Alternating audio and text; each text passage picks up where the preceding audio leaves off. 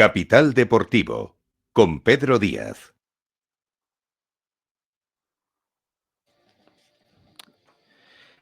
¿Qué tal? Muy buenas noches, bienvenidos a Capital Deportivo, el programa sobre industria del deporte de aquí, de Capital Radio. Feliz año a todos, si es que aún se puede decir eso a 13 de enero, pero como es nuestro primer programa de este 2025, pues felicitamos este ejercicio a toda nuestra audiencia. Un inicio de año que nos ha traído mucha actualidad y que se lo digan si no a la afición del Fútbol Club Barcelona y al futbolista Dani Olmo. Para analizar este caso, que es lo que vamos a hacer de aquí en adelante hasta las 10:30 de la noche, debemos retrotraernos a agosto, cuando la lesión de Andreas Christensen, de larga duración, permite inscribir al futbolista recién fichado del RB Leipzig alemán. Siempre con un condicionante: en el momento en el que Christensen volviera de su lesión, debía ser inscrito de nuevo y el margen salarial establecido por la Liga a partir de las cuentas publicadas por el propio club no daba espacio a la inscripción tanto de Dani Olmo como de su compañero Pau Víctor, con menor incidencia en el club, apenas 200 minutos jugados, pero también perjudicado por esta situación, un futbolista que promocionaba desde el filial. Llegado el mes de diciembre, con Christensen recuperado, llegaba la hora de buscar los ingresos para poder inscribir a los dos jugadores antes del 31 de diciembre, porque a partir de entonces figurarían como agentes libres. Y es aquí donde llega el conflicto, y es que la regulación de la Liga no permite inscribir a un futbolista dos veces en un mismo equipo durante una misma temporada. Es decir, si Olmo y Víctor el 1 de enero quedaban libres después de estar inscritos durante media temporada en el Barcelona, no podían volver a formar parte de la plantilla hasta la próxima temporada, es decir, hasta el 1 de julio. Vamos a explicar en detalle todo lo ocurrido durante estas últimas semanas a estos dos futbolistas con Gabriel Álvarez, especialista en Derecho Deportivo. ¿Qué tal, Gabriel? Muy buenas noches. ¿Qué tal? Buenas noches, Pedro. Muchas gracias por la invitación y un placer estar acá. Bueno, seguimos con la cronología. Hemos explicado lo que ocurre hasta el 1 de enero y a partir de entonces Olmo y Víctor dejan de ser jugadores del Fútbol Club Barcelona. Hasta ahí entiendo que no se incumple ninguna ley porque es lo que dicta la regulación de la Liga, ¿verdad? Es correcto. El reglamento de la liga establece que un club debe cumplir con el límite salarial para poder inscribir a los jugadores. Esa es la base del fair play financiero. En este caso, al no cumplir con las garantías financieras requeridas dentro del plazo, el Fútbol Club Barcelona no pudo inscribir ni a Dani Olmo ni a Pau Víctor, expirando sus licencias el 1 de enero. Posteriormente a la regularización económica, el problema principal fue que tanto Dani Olmo como Pau Víctor habían perdido su ficha, y el reglamento prohibía a un jugador reinscribirse en el mismo club durante una misma temporada. Desde un punto de vista reglamentario, esto no representa ningún mal actuar de la liga, pero tampoco una infracción del Barça. Es simplemente una consecuencia jurídica de las reglas del fair play financiero. Entonces, ¿a qué se agarraba el Barça queriendo buscar el favor especialmente de la Liga, aunque también de la Federación, sin tener en cuenta la justicia ordinaria? O sea, ¿qué pretendía? El Barça argumentaba que la situación de Dani Olmo y Pau Víctor debía considerarse un caso de fuerza mayor.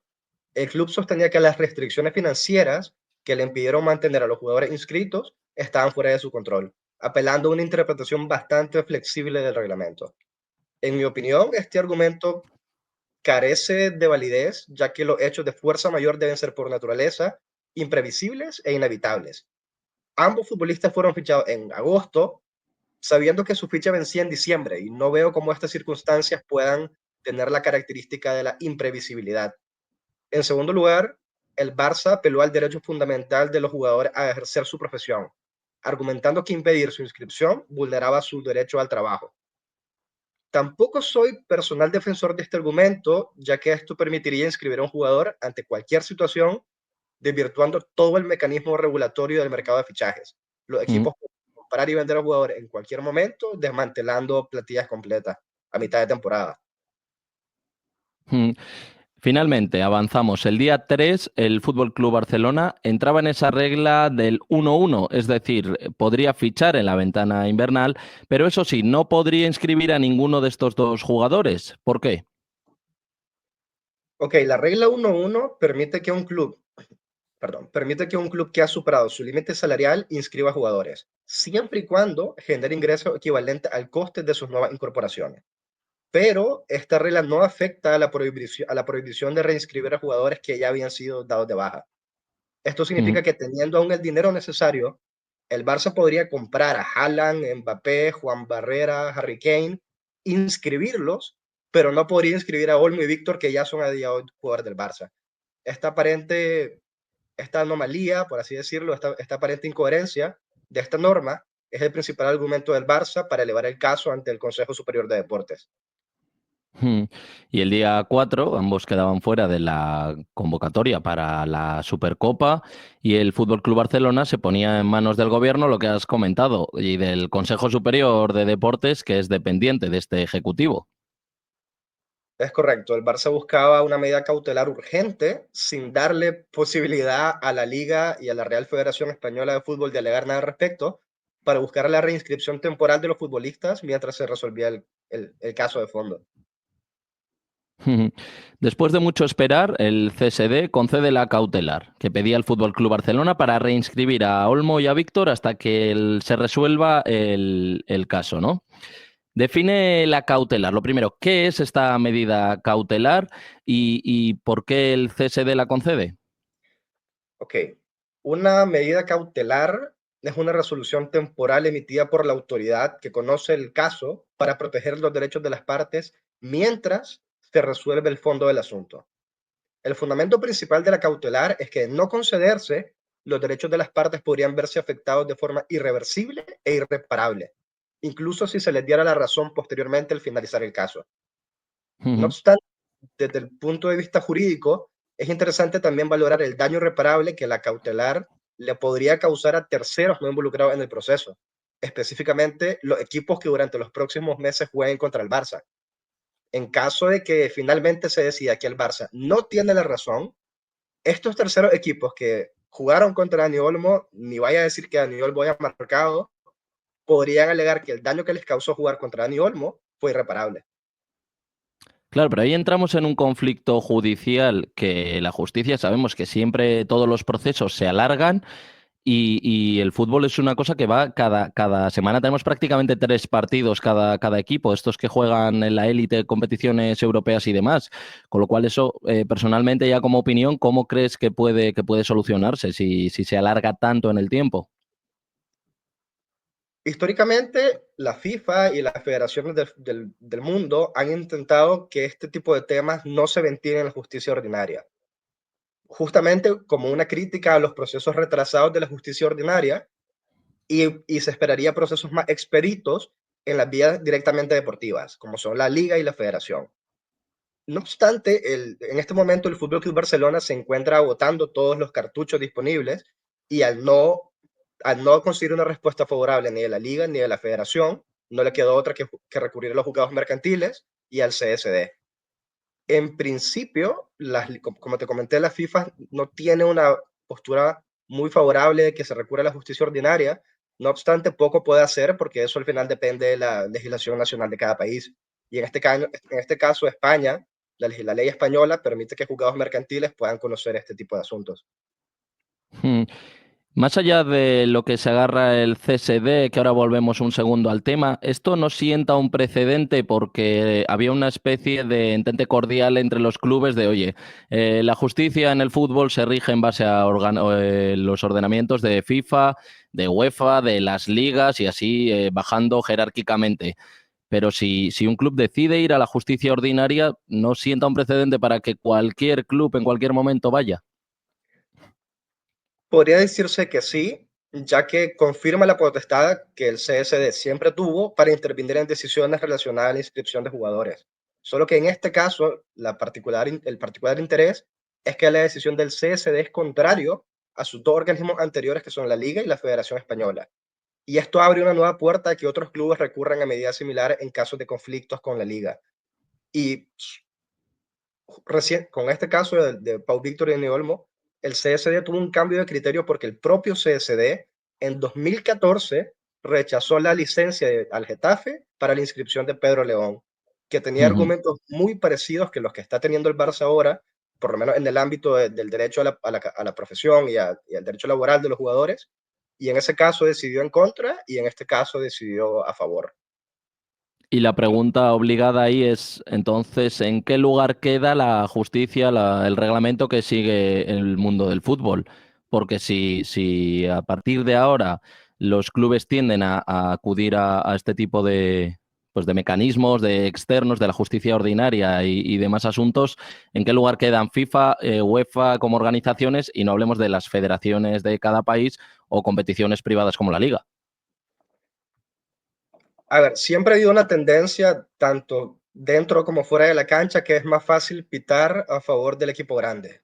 Si Mm. bien el marco legal y la regulación es la misma para todos los clubes, en la práctica los equipos grandes tienen más recursos, más poder de negociación y pueden generar una percepción de desigualdad.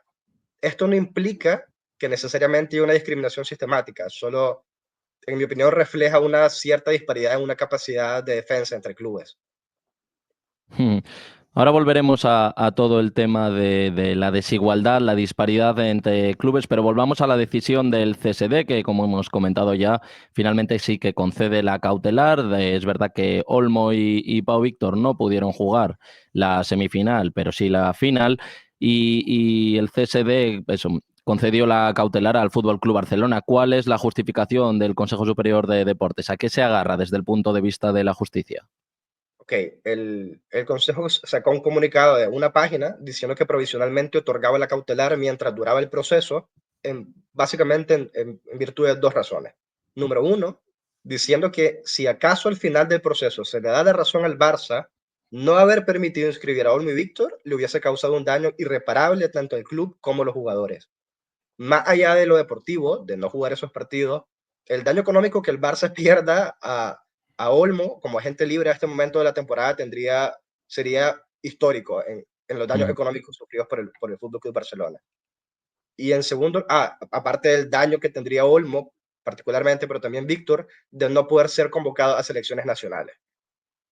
En segundo lugar, el CSD se basa en el derecho al trabajo de Dani Olmo y Pau Víctor. Lo que, como comenté, es interesante porque en 2014 fue el propio CSD que rechazó este argumento del Getafe para la inscripción de Pedro León. Con lo cual, ¿por qué no hay igualdad para todos los equipos? Es algo que, por ejemplo, bueno, el Moscardó, un equipo de Madrid, se ha viralizado mucho el mensaje que ha mandado denunciando que eso, que no hay igualdad para todos los equipos, que no todos los clubes son iguales. ¿En qué se basan estas acusaciones? ¿Crees que son ciertas?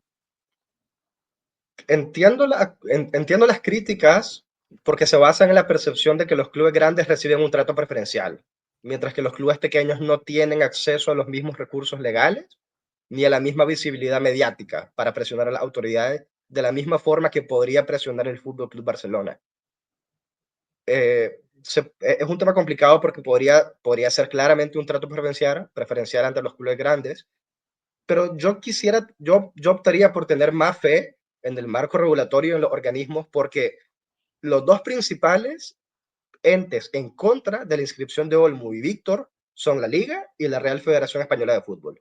Ellos son Hmm. los dos primeros que quieren ejercer su regulación y hacerla cumplir. Y ellos son muy perjudicados de que Olmo y Víctor no jueguen. La Liga, porque Dani Olmo es de los jugadores más influyentes del momento, tanto a nivel mediático como deportivo, uno de los fichajes más importantes de la temporada a nivel de la Liga, el más importante a nivel del Barça, y no dejarlo jugar le quita mucho la Liga. Y a la federación ni se diga que la joya de la corona es la selección española, el primer equipo masculino, y quitar a un jugador titular como Dani Olmo sería perjudicial, y aún así, con este prejuicio, la Liga y la Federación Española de Fútbol son los dos principales precursores de hacer cumplir la regulación por mucha presión mediática que el Barça pueda ejercer. Ya con el no de la Liga y la Federación, el Barça tuvo que recurrir directamente a la justicia ordinaria y a organismos ministeriales del gobierno español. En materia de derecho deportivo, aprovechando que tenemos un especialista aquí, ¿tienen razón la Liga y la Federación Española de Fútbol o están más cerca de la razón? Porque en temas de derecho siempre es difícil certificar algo, pero ¿tienen razones de peso para defender su opinión de cara a que salga la sentencia de este caso?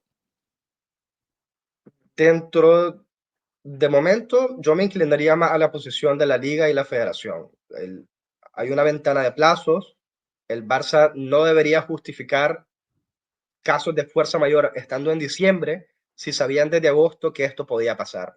En mi opinión, no hay nada que lo justifique y la liga está bien en plantarse sólida al denegar la inscripción de Víctor y Olmo.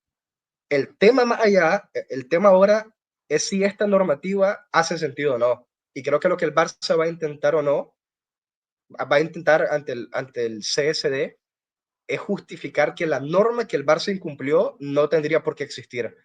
No obstante, en mi opinión, ya existe. Y mientras existe, sería partidario de la no inscripción de Olmo y Víctor en cuanto a lo estrictamente jurídico se refiere. Sin prejuicio de que luego se pueda debatir que es una norma absurda. En mi opinión, no tiene sentido que el Barça, teniendo el límite salarial aprobado, no pueda fichar a Harry Kane y no pueda reinscribir a sus propios jugadores. No, de momento no me he puesto a pensar y llegado a la conclusión de qué es la utilidad de prohibir a un jugador que ya está inscrito reinscribirse en el mismo equipo. En cuanto a las denuncias de parte de la afición culé que alega que realmente hay una causa contra ellos, que está todas las instituciones, todos los clubes en contra del Fútbol Club Barcelona y estas prácticas, estos tejemanejes que se trae Joan Laporta, ¿cuál es la opinión que tienes? Ya saliéndome un poco más, saliéndome un poco de lo jurídico y como opinión personal, creería que es una especie de victimismo y como culé que soy, te digo que aunque al final la junta directiva del Barça logre inscribir a Olmo, tenga la razón ante la CSD, no hay absolutamente nada que justifique esta administración que hace 6 meses, teniendo conciencia del problema que implicaba la inscripción de Olmo y Víctor, opten por decidirlo a la última hora del 31 de diciembre, incluso siguiendo trámite el 3 de enero, sabiendo que están fuera de plazo. Aunque al final se les dé la razón, eso no sería, en mi opinión, no sería una victoria de la administración. Hubiese sido una derrota menos severa, pero creo que la Junta, especialmente considerando que hace un par de meses, miembros de la Junta Directiva del Barça dijeron que no están en la regla 1-1 porque no quieren, que podrían haber estado si hubiesen querido.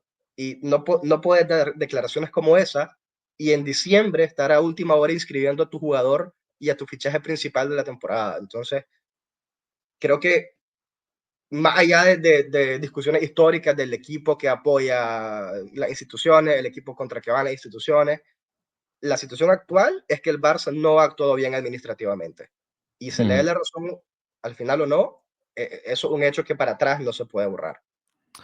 Y por último, Gabriel, para ir terminando, ¿cuánto se puede alargar esto en el tiempo? ¿Cuándo podremos tener una resolución clara del caso Dani Olmo?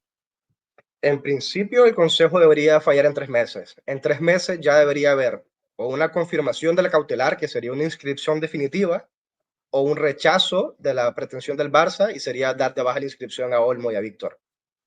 No Pues obstante, también existen ciertos elementos que podrían dilatar el proceso. Siempre hay mecanismos legales o artimañas de los abogados para retrasar los juicios, porque en este proceso en particular, lo que el Barça necesita es tiempo. Si el proceso se alarga 9 meses, ya estamos en la siguiente ventana de fichajes para la inscripción ordinaria de Olmo. Entonces, mientras más lo pueda alargar el Barça, mejor. El problema va a ser si en 3 meses le rechazan sus pretensiones, dan de baja la inscripción de Olmo, estando a final de temporada, quién sabe en qué instancias de Champions, en qué jornada de la Liga, y el problema actual podría intensificarse por la tensión de una temporada a mitad de camino. Y discúlpame porque había dicho que era la última, pero a partir de aquí me surge otra pregunta más. Si el Fútbol Club Barcelona consigue alargarlo hasta final de temporada, Olmo es la estrella. Bueno, un poco lo has repasado con los daños y perjuicios que has comentado antes, pero Olmo es la estrella del Barcelona y consigue que el Barcelona, bueno, en mayor o menor medida, a base de goles, asistencias, buenos partidos, que el Barcelona levante la Champions y la Liga. ¿Qué ocurrirá con el resto de equipos? ¿Cómo se van a pronunciar ellos?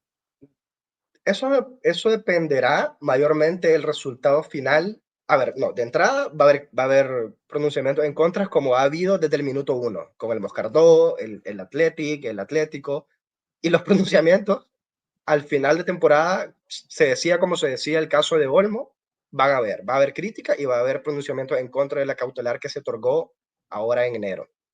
No obstante, si al final no se le da la razón al Barça y se decide que Olmo no debió haber sido inscrito, ahí sí podría ser un tema más importante y como te mencioné, la CSD valoró los daños y perjuicios irreparables que podría tener el Barça y los jugadores, pero no valoró los daños y perjuicios irreparables que podrían tener los otros equipos contra los que el Barça se enfrente, que también hubiese sido muy importante valorar en su comunicado y en su proceso decisorio. Y Y razón los, por... y Sí, los, perdona que te corte, los beneficios que obtendría el Barça en materia de ingresos por llegar lejos en Champions o por alzarse con la Liga.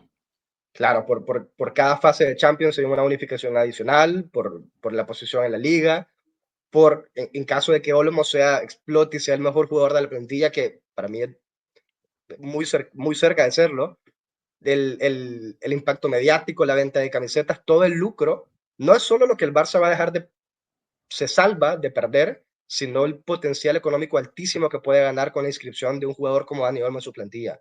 Estandarte de la selección española en la última Eurocopa, titular en los pocos partidos que ha podido disputar, desgraciadamente por su lesión, ha tenido un rendimiento top en el primer equipo. Pero no obstante, la medida cautelar no valora tanto el posible beneficio, sino que valora evitar las mayores pérdidas. El perjuicio. Exacto. Pero entonces ya esta sí que es para concluir, para el Barça es un win-win, porque si gana, si ahora con la cautelar todo lo que ocurra va a ser positivo para él, porque va a tener a Olmo en sus filas, y por el otro lado, si pierde, aunque si pierde la causa, pero ha tenido a Olmo durante todo este tiempo hasta el final de temporada y ha podido jugar con regularidad, rendir mejor o peor, pero bueno, si todo sigue como hasta ahora ha evolucionado la temporada, de momento ha rendido bien, el Barça solo gana. Sí, de momento eso parece. Por eso se vio al presidente celebrando como una Champions, esta inscripción de un jugador, cosa que nunca había visto en ningún equipo, en ningún club. Porque, porque parece difícil, ¿no? Que una vez acabe la temporada, sea favorable o no el fallo para el Barcelona, cualquier equipo, más que denuncien o no denuncien o planteen algún recurso, pueda recuperar ese dinero o que los partidos no se van a volver a jugar, quiero decir. Claro, claro, exactamente. De momento parece ser un win-win. Yo me decantaría que la respuesta del CSD no le va a dar la razón al Barça, pero honestamente yo pensaba que tampoco iba a conceder la cautelar en función de la jurisprudencia del mismo CSD, con el caso el último que se me ocurrió fue el de Pedro León, y tampoco pensé que iba a decidir en contra de la Liga y la Real Federación Española. Entonces, la verdad que solo queda esperar a este punto. Probablemente haya cuestiones que van más allá del deporte y más allá de las instituciones deportivas. Gabriel Álvarez de Rocha, especialista en Derecho Deportivo. Muchas gracias por estar aquí con nosotros en Capital Radio, por darnos luz sobre este caso que ha sido tan mediático y tan importante para nuestro fútbol. Muchas gracias, Pedro. Un placer. Y nosotros nos despedimos un lunes más, el primero de este 2025. Esperamos que la próxima semana estén ahí a las 10:05 de la noche para escucharnos aquí en Capital Deportivo de Capital Radio. Les dejamos, como siempre, con Claudia Plana y Vibra Alto.